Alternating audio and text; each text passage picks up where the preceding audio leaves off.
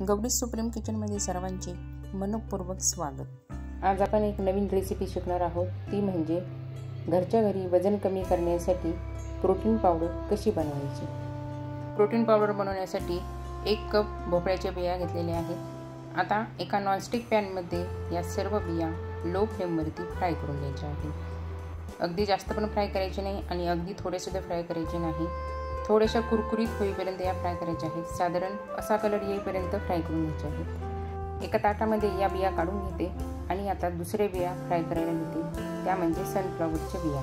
त्यासुद्धा मी 1 कप घेतलेल्या आहेत। लो फ्लेमवरती या बियासुद्धा फ्राय करून घ्यायच्या आहेत। असा रंग आल्यानंतर एका ताटामध्ये काढून घ्यायचे आहे। त्याच नॉनस्टिक पॅनमध्ये 1 कप बदाम घेतले, ते सुद्धा फ्राय करून घ्यायचे आहे। सर्व साहित्य नॉनस्टिक पॅनवरती सेपरेटली फ्राय करून घ्यायचे आहे। आता पिस्ता घेतलेला आहे 1 कप, तो सुद्धा असा कलर येईपर्यंत फ्राय करून घ्यायचा आहे। त्यानंतर अक्रोड सुद्धा 1 कप घेतलेले आहे।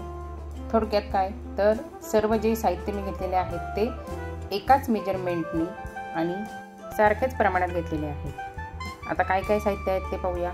ओट्स घेतलेले आहेत 1 कप। या सर्वांचे उपयोग काय काय आहेत ते मी डिस्क्रिप्शन बॉक्समध्ये तुम्हाला देणार आहे। यावरून तुम्हाला ही प्रोटीन पावडर किती बेनिफिशियल आहे तुमच्या हेल्थसाठी हे सुद्धा तुम्हाला कळेल। प्रोटीन पावडरला फ्लेवर येण्यासाठी मी विलायची घेतलेली आहे 14। यामध्ये कमी जास्त तुम्ही प्रमाण करू शकता। विलायची सुद्धा लालसर होईपर्यंत फ्राय करून घ्यायची आहे। आता एका ताटामध्ये मी ती काढून घेते। आता मी घेत आहे नाचणीचे पीठ फक्त 1 कप, हे सुद्धा मी लो फ्लेमवरती फ्राय करून घेते।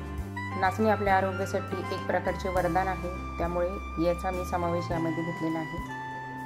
त्यानंतर जवस घेतलेली आहे 1 कप, ती सुद्धा फ्राय करून घ्यायची आहे। जवस तडतडायची बंद झाली की एका ताटामध्ये काढून घ्यायची आहे। जवस भाजत असताना जास्त काळसर होऊन द्यायची नाही तर त्याचा कडवटपणा प्रोटीन पावडरला येतो। साधारण अशी कन्सिस्टन्सी आली पाहिजे। भाजलेले सर्व साहित्य मी ताटामध्ये काढून घेतलेले आहे।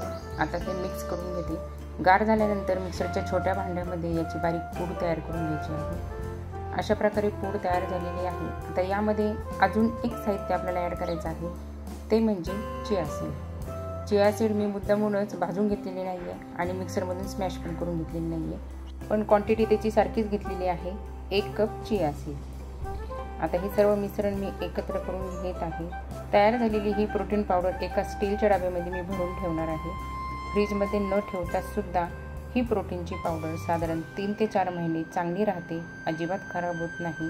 फक्त या डब्यामधून जेव्हा आपण प्रोटीन पावडर घेणार असू तेव्हा कोरड्या चमच्याचा वापर करायचा आहे। या प्रोटीन पावडरचा उपयोग वेट लॉस करण्यासाठी होतो, फक्त अचूक प्रमाणामध्येच याचा वापर करायचा आहे।